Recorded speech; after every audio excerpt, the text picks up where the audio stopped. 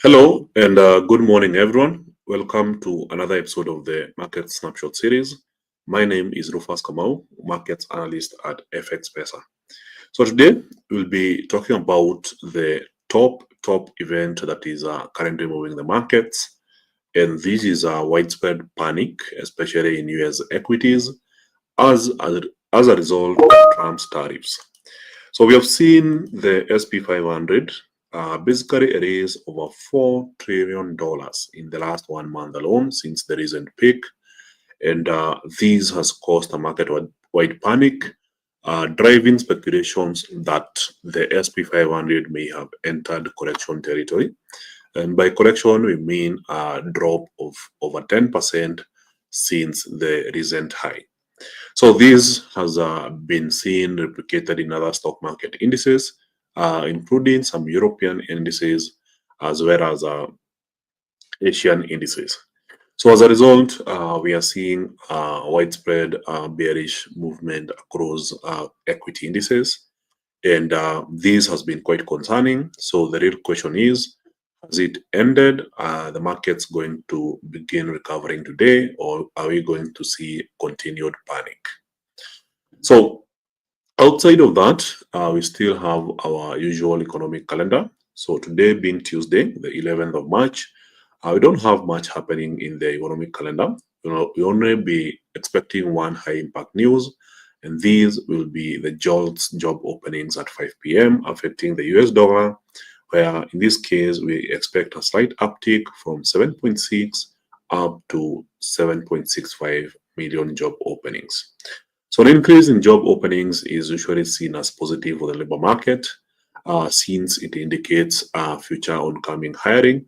And in that case, a strong labor market is something that Jerome Powell has been looking to achieve. In that case, it's quite negative for the dollar. Remember, if we get a strong labor market, a strong economy, and inflation subsides to 2%, then Jerome Powell will be cutting rates further. In that case, quite negative for the dollar if we see an increase in the JOLTS job openings. So the opposite is also true.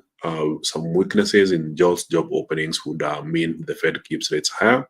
So as a result, it's positive for the US dollar. So today, ahead of tomorrow, we also be looking at the core CPI from the US, which is the overall measure of inflation. In this case, CPI month over month as well as year over year. And this will be released at 3:30 p.m. Of course, it will be covered in tomorrow's market snapshot. But as per now, we know that the main event that the markets are mainly focused on is the overall inflation rate in the US economy, which where we'll receive the data at 3:30 p.m. tomorrow. So on our news, if you look at the key highlights across board, Ukraine strikes Moscow in biggest drone attack on Russian capital. So Ukraine launched its biggest drone attack on the Russian capital on Tuesday with at least 91 drones targeting Moscow, killing at least one person, sparking fires, closing airports, and forcing dozens of flights to be diverted, Russian officials said. So this is quite new in the market. We were expecting some further progress in peace negotiations between Russia and Ukraine, but now with Russia striking Ukraine last week and now Ukraine responding by striking Moscow, we are seeing more of an escalation than a negotiation. So we'll be following closely, and whenever you see these kinds of things happening, they tend to drive more investments into safe haven assets such as gold, as investors try to process the uncertainties.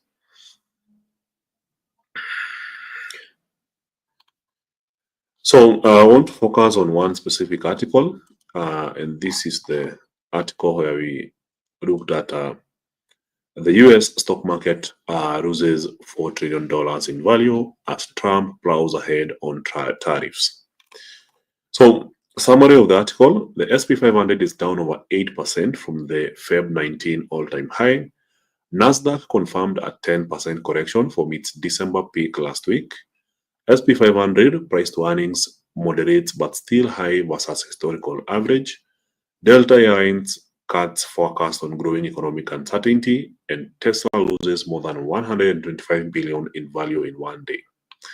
So President Donald Trump's tariffs have spooked investors, with fears of an economic downturn driving a stock market sell-off that has wiped out $4 trillion from SP 500's peak last month, when Wall Street was cheering much of Trump's agenda. So a barrage of new Trump's policies has increased uncertainty for businesses, consumers, and investors, notably back and forth tariff moves against major trading partners like Canada, Mexico, and China. We have seen clearly a big sentiment shift, said Ayako Yoshioka, senior investment strategist at Wealth Enhancement. A lot of what has worked is not working now. The stock market sell-off deepened on Monday. The benchmark SP 500 fell 2.7%, its biggest daily drop of the year.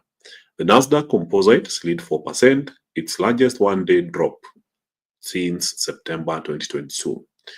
The SP 500 on Monday closed down 8.6% from its February 19 record high, shredding over 4 trillion in market value since then, nearing a 10% decline that would represent a correction to the index.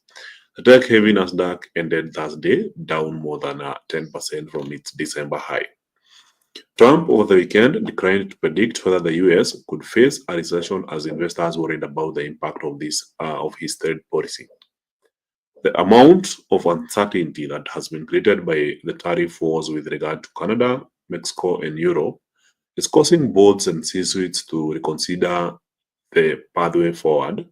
And this is from Peter Ozag, CEO of Lazard, speaking at the CERAWeek conference in Houston.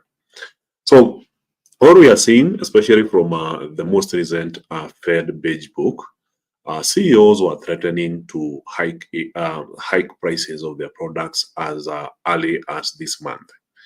So what we are seeing, and this is just 9 days ahead of the next Fed meeting, there is a good chance that businesses are already over preparing for these Trump's policies by increasing prices, which increases the risk of increased inflation in the US economy. So people can understand ongoing tensions with China, but the Canada, Mexico, and Europe part is confusing. Unless that gets resolved over the next month or so, this could do real damage to the economic prospects of the US and, of course, the mergers and acquisitions activity. So Delta Airlines on Monday slashed its first quarter profit estimates by half, sending its shares down 14% in aftermarket action. CEO Eddie Bastian blamed heightened US economic uncertainty. Investors are also watching whether lawmakers can pass a funding bill to avert a partial federal government shutdown. A US report on inflation looms on Wednesday. The Trump administration seems a little more accepting to the idea that they are okay with the market falling, and they are potentially even okay with a recession in order to exact their broader goals, said Rose Mayfield, investment strategy at Bide. I think that's a big wake-up call for Wall Street. So as you can see, a lot of investors, investments analysts, bankers, they are currently panicking as a result of the Trump's policies. And what we have seen is day after day sell-off in top US equity indices, leading to a big drop. And of course, as traders, we benefit from this. Increase the volatility and you know the direction, then it's an easy pick. So at the same time, on the currency side, we have also seen a panic in the dollar, with the dollar index weakening over the past couple of weeks. And outside that panic, we have seen other currencies gaining on the back of that panic. One of them being the euro. It has made a very strong rally against the dollar. The pound has also made a strong rally, with the key highlight being the Japanese yen, which has really strengthened as a result of the dollar being pretty weak. So we have also seen the Bank of Japan 10-year yields going to the highest level since 2008. So you might want to check on that too. So Japan 10-year yield at highest since 2008 on best for BOJ hikes. So the market is expecting more from the Bank of Japan, more rate hikes. And as a result, we have seen yields moving even higher from their previous levels. And of what we have seen outside that development is the Japanese yen really strengthening, while the corresponding Nikkei 225 index really weakening. So outside of that, I don't see any other major news in the markets today. So Japanese GDP revised quarter over quarter was up 0.6%, slightly missing the forecast of 0.7%. Revenue quarter over quarter annualized 2.2%, way lower than the expected 2.8%. But outside of that, I don't think there's any major highlights in the markets. So from there, I believe we can do some technical analysis and try to understand where prices might be headed next. So kindly give me a sec. So good morning, Dennis Wangi, and shout out for being the first to join and comment. I can see Eric Wanderi, Ibzan, Gilbert, Ongari Patrick, Nyambura Dongo. Thank you guys for joining. Derry, Charles Palmer, Violet, Rono, Molenga, and Thomas.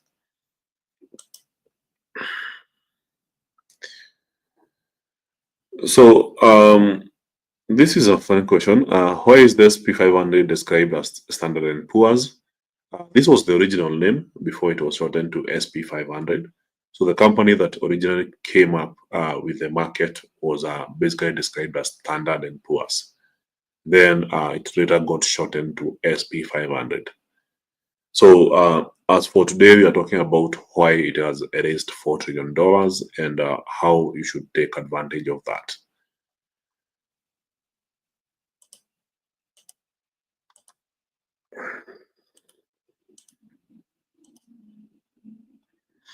So let's get back to some technical analysis here. As you can see, gold has been on a range. The previous way that I have described this range, I was using this. And on Monday, this is what we had on our charts. A market that was moving sideways for 5 consecutive days. And then today, we are looking at a different trend line here, where the number of lows has been getting significantly lower, but the highs have remained sideways. Now, after seeing the market break down yesterday, today we are seeing the market come back right up. Of course, with more geopolitics news from Ukraine and Russia, we are seeing gold make some form of recovery. So for the better part of the day, since the market opened, gold has been on a bullish trajectory. And of course, this is expected to continue and perhaps retest the highest price that we saw yesterday. That's around 29.18. So more likely that we continue seeing this push for the day and a retest of the previous high around 29.18. So outside of that, we have the main topic of the day, which is US equity indices. So beginning with the NASDAQ, from the daily time frame, you can see it's a big sell-off, more like a panic sell-off. So this big sell-off has lasted quite a good number of days. I would say this is 15 consecutive trading sessions. So the percentage drop from the highest price to the lowest is 13.95%, which means that the NASDAQ has already corrected. And if you look at today's price action since the market opened, we had 3 first consecutive hours being pretty bearish. And since then, we have seen the market jump into a strong recovery mode. So there's something we had observed over the past couple of days where the market would open in the morning, trade sideways, and then during the London session make a drop. So this happened for several consecutive days, sideways, then a drop in the London session, sideways here, and then a drop in the London session. But then today, what we are seeing is a market that started with a sharp drop in the Sydney session. We go to Tokyo session, the market recovered the losses. And now, for the first time in a good number of days, London is opening bullish, which basically implies that we are seeing some changes here in market overall sentiment. And in this case, there is a good likelihood that we see the Nasdaq make a strong break towards this area here. That is 19,722 price level, which was the previous bottom as of 2 days ago. In this case, I'm talking about Friday last week. So we could be seeing the market make a strong push to Friday last week's low. Then we look at the US 30, or what we describe as the Dow Jones. So we're also seeing a similar pattern. If you look at Friday's low, it's pretty close by. And since morning, we have seen the same activity where the market recovered from the Sydney session during the Tokyo session. And now, as we get into London, a potential break towards the upper side, pushing to 42,163. So as for the US 500, in this case, the S&P 500, so we are looking at this area here, then a potential push from the current price action level to 5,665 price level as the market continues with recovery. So as for Brent oil, we saw a big drop happening yesterday in the afternoon. And then today it opened with a gap down, closed the gap. And now we are looking at a market that is persistently pushing lower, but with very strong pullbacks. So in this case, the sentiment still remains bearish, with the market expecting OPEC to expand production. So we're also looking at a key level support in the market from a technical perspective, and the market has been really trying to bounce from that for the last 5 days. And now if you go to a smaller time frame, in this case the 1 hour time frame, then you'd notice that the most recent sequence of highs that we have had are most likely following a path along this area here. So this basically implies that we could be seeing a strong rally towards this area here. So a potential of the market extending the bullish momentum to at least $70.4 per barrel, 472, and then potentially the market moving back downwards as it seems like the market is entering some form of consolidation. There is more of sideways momentum compared to the week-over-week drop we had seen in prior weeks. So as for currencies, you can see the dollar index really struggled with making a rally yesterday. So nevertheless, it kept pushing higher and higher, eventually ending the day on a high.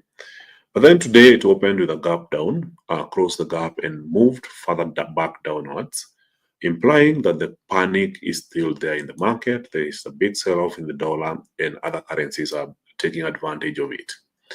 So one particular currency pair that is so easy to trade is the Euro USD, where in this case, this has been the prevailing market pattern.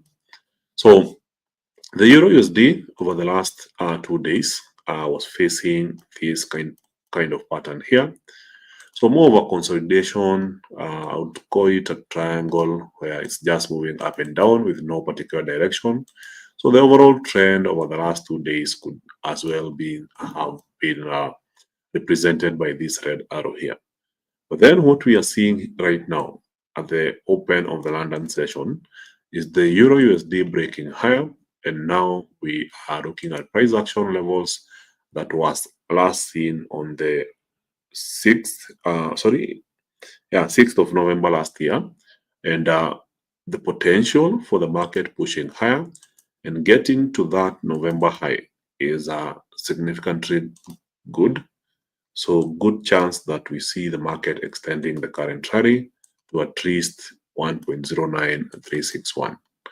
So strong likelihood that the current bullish momentum in Euro USD continues for the day. So for Pound USD, we are still in this sideways momentum, but we already know that the dollar is weak today. So nothing to write about. Good likelihood that the market will eventually break this previous high, seeing the strong momentum that the market has pulled from the current price action.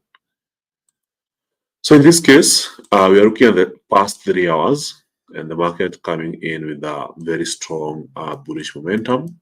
So good potential that the pound USD could break above the previous high of 1.29454.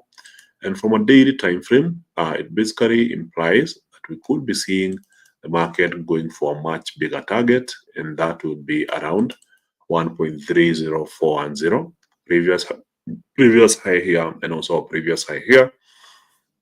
So good chance that we could be seeing the market breaking and pushing for 1.30410. So AUDUSD, we had projected that there would be a drop. It took some time before the drop eventually happened. Remember, yesterday in the morning it was trading around here. So eventually the drop happened as we had expected, and now we are seeing the AUD or the Australian dollar attempt to make a recovery against the dollar. So from the 1 hour time frame, this is how it looks like. So we are basically looking at a market that formed a high here, then another high here, which basically sets a precedence for an expectation that the Australian dollar could potentially rally and retest this particular trend line here, as it maintains the current pattern where the Australian dollar is giving back some of its gains back to the dollar. So as for the USD JPY, we are seeing the market really struggle to break below this area here. So with the key level support being formed today early in the morning at 146.549. So that we had in mind yesterday was already hit, but now we are seeing a market that is really struggling to break towards the lower side. So you zoom out this chart, then you notice something, that this has been more of a pattern. And if you look at the upper side, yes, there seems to be another pattern here, where on one side we have support, and on this other side we have resistance. And if you look at the sequence of lows between yesterday and today, the market is really struggling to form new lows. But then overall, there is strong bets that the Bank of Japan will continue hiking rates. So as a result, a good likelihood that we keep seeing the market pushing lower. So in this case, we expect to see a bounce from this upper trend line, the market pushing further back downwards if the market retains this particular structure. So as for the Nikkei 225 index, we had seen week after week of sideways momentum. I remember we have been following this sideways momentum for a while. So eventually we had a break towards the lower side. So after the break last week, we had a further sell-off, and this week even further sell-off. But then now we are seeing some form of strong recovery, which is approaching a key level trend line that we have been observing for a while now. So good chance that the current momentum in the Nikkei 225 index extends towards the end of the session, showing more bullish momentum. So Bitcoin had a big sell-off yesterday, forming yet another new low in the current cycle, hitting 76,644. And since then, it has made a strong bounce here. Then we are still not yet sure whether the current bearish momentum has really ended. Though one key thing to consider is that the gap that we experienced some time back in November last year has already been crossed, and we are seeing a very strong bounce from that price action level. So the current pullback in Bitcoin from the recent high is about 29.92 or around 30%. And after that 30% pullback, we are seeing a very strong bounce this morning, which means that we are likely to see some further upside momentum, perhaps even retesting yesterday's high, which was around $84,000 per Bitcoin. So with the dollar index still being pretty weak, we're also seeing New Zealand USD making an impressive comeback.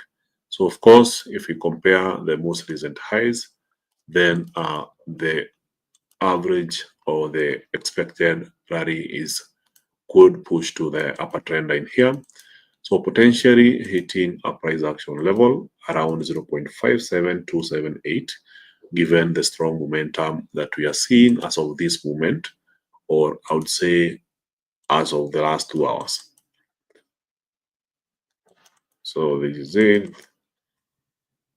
So USD CAD even though the dollar has been weak, it's still gaining against the Canadian dollar, given the overall expectation that as soon as this Wednesday, we will be expecting to see yet another rate cut from the Bank of Canada.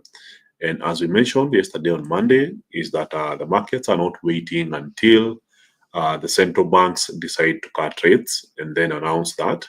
Whenever there is an overall consensus, we have almost seen it universally that the markets are pricing in these rates cuts earlier.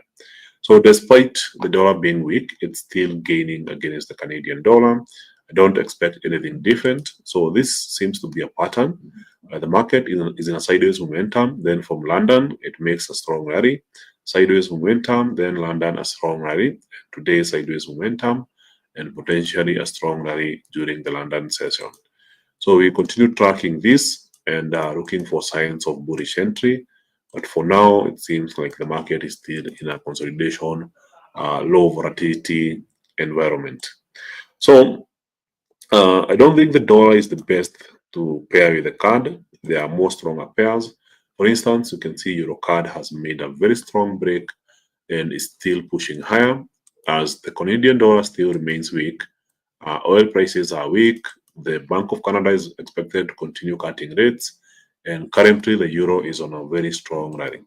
So in this case, I would say uh, it's within expectations that we continue seeing the euro pushing higher and gaining more ground against the Canadian dollar. So from the daily time frame, this is how it looks like. So it's one market that is almost unidirectional. It's just moving in one direction. So it would be more of a momentum trade. And if there's any currency pair we would consider as a currency pair to trade for the day, then it would most likely be EuroCAD currency pair. So that's it for the day.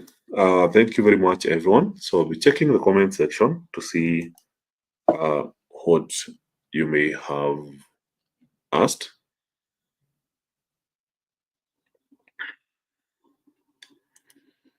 So, good question from Dennis Otich. Analysis for crypto.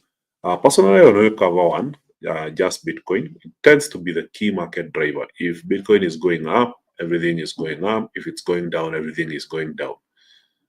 It's almost universal in crypto. When you see Bitcoin going up, it's literally carrying the whole market on its back.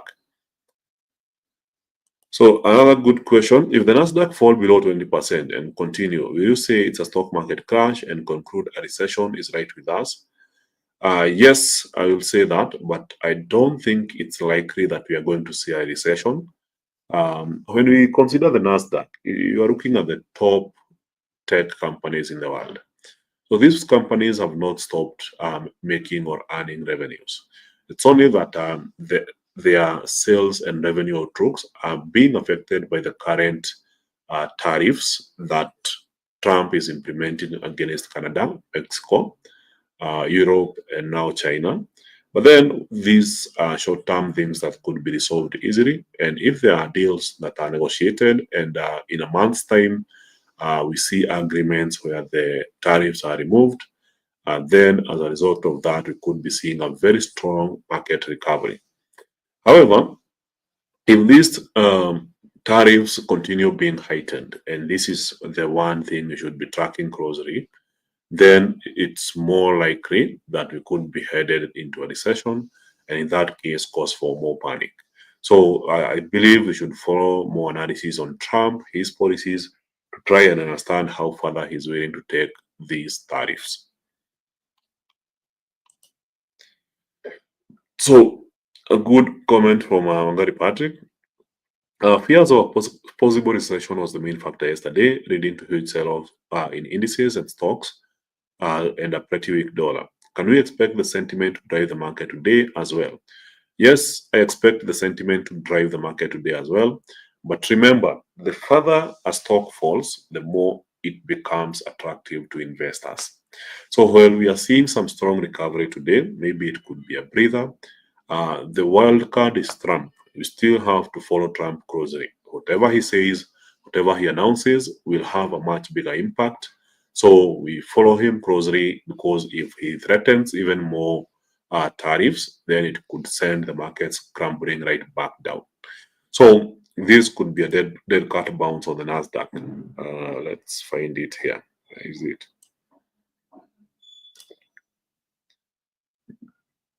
Just a sec.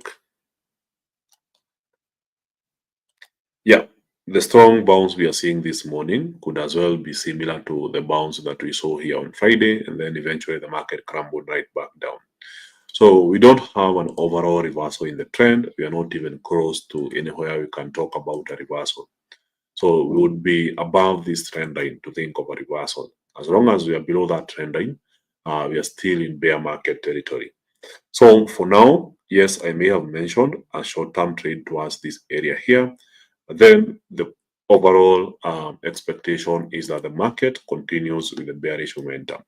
So unless something changes and we move above this trend line, then the overall expectation is that the market keeps selling.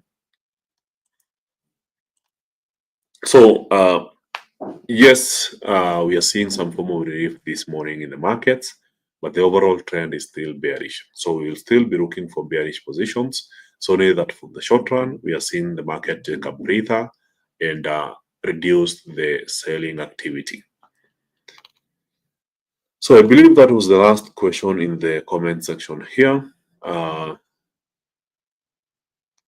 Thank you guys for joining. So if you don't have an account yet, make sure to check out the links in the description below and register for a trading account.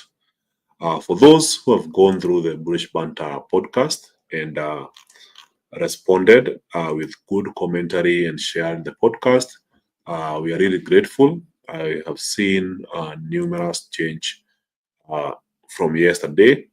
So we'll be looking to publish even more episodes. So this week we'll be publishing yet another episode. So if you haven't already watched the most recent episode featuring Victor, make sure to check it out. And if you're watching this on X, visit the FX Pesa official page. You'll find the links in the bio.